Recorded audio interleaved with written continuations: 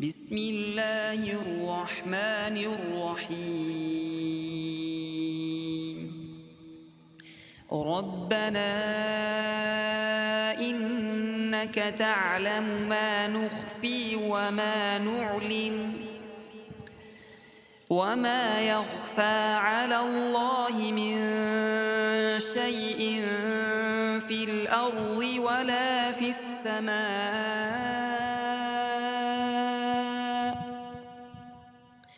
الحمد لله الذي وهب لي على الكبر إسماعيل وإسحاق إن ربي لسميع الدعاء.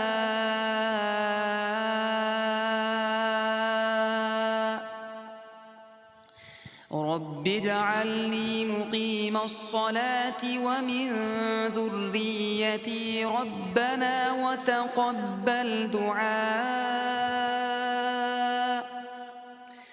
ربنا اغفر لي ولوالدي وللمؤمنين يوم يقوم الحساب. صدق الله العظيم.